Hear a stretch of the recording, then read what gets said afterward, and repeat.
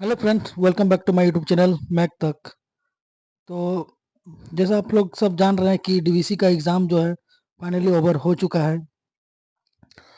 Exam 2 दिन चला, 22 और 23 तारीख तक डिफरेंट डिफरेंट शिफ्ट्स में चला है। तो इस बार एग्ज़ाम का जो लेवल था वो काफ़ी इजी लेवल का एग्ज़ाम था। मतलब इजी टू मॉडरेट बोलेंगे, क्योंकि कुछ कुछ शिफ्ट में थोड़ा सा स्टैंडर्ड क्वेश्चन आया है, बाकी सब में बहुत इजी क्वेश्चन आया है।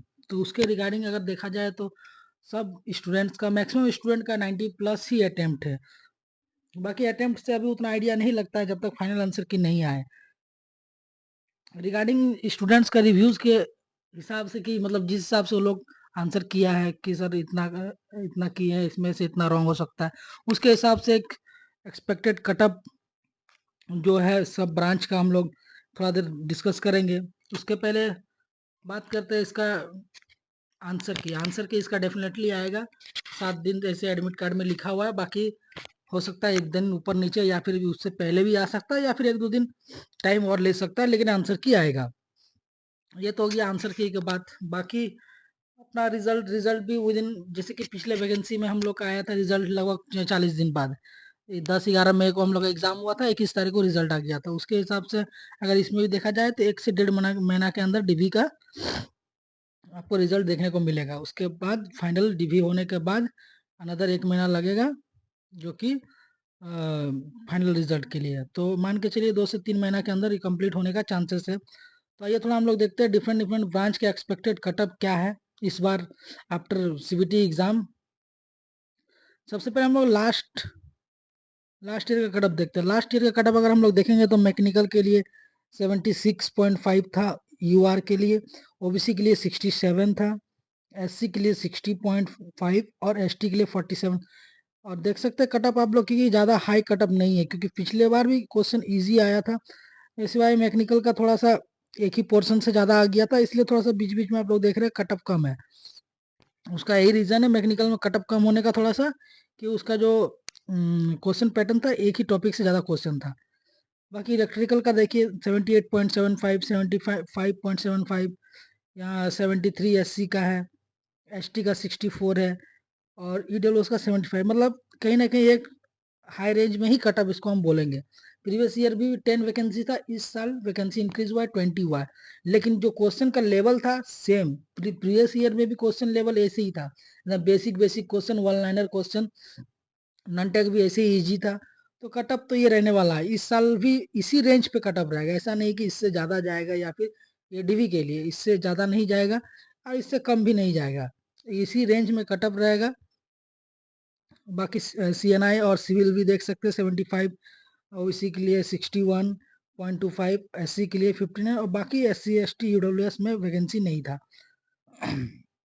तो इस बार का अगर बात करें हम लोग expected cutoff for final selection, उसके पहले थोड़ा हम लोग डीवी के लिए देखते हैं मैकेनिकल का।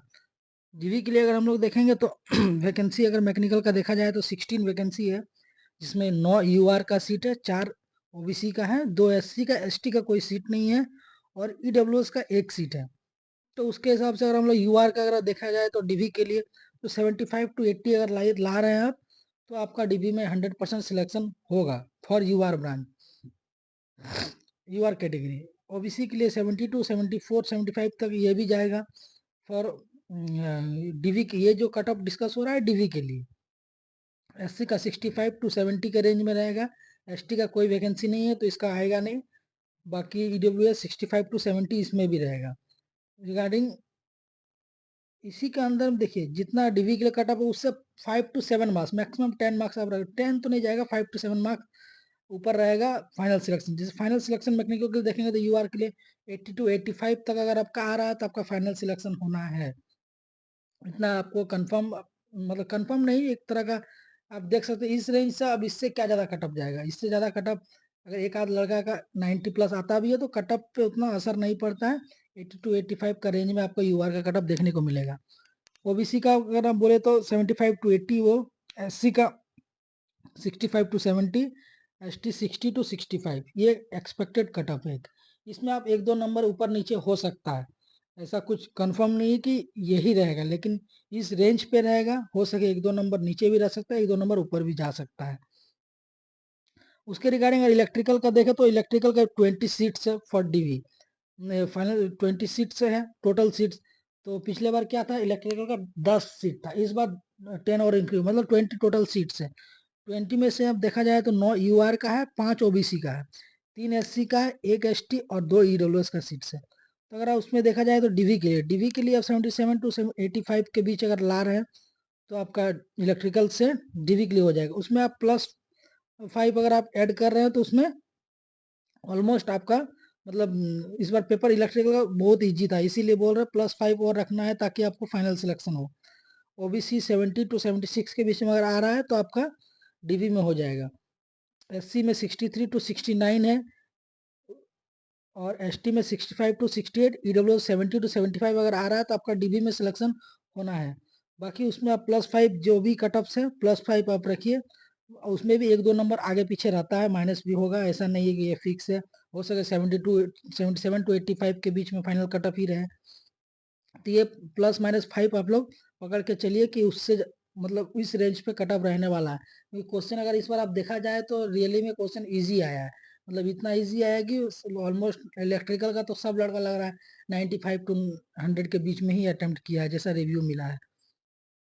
सिविल में भी इस बार देख सकते हैं 20 सीट है, पिछले बार क्या था सिविल का 5 सीट है। तो सिविल का अगर सीट अगर देखेंगे कैटेगरी वाइज तो इसमें 9 यूआर, 5 ओबीसी का इसमें भी है, 3 एससी का है, 1 एसटी और 2 ईडब्ल्यूएस। तो उसके हिसाब से हम सिविल का देखेंगे तो 70 टू 77 अगर आप ला रहे हैं तो आपका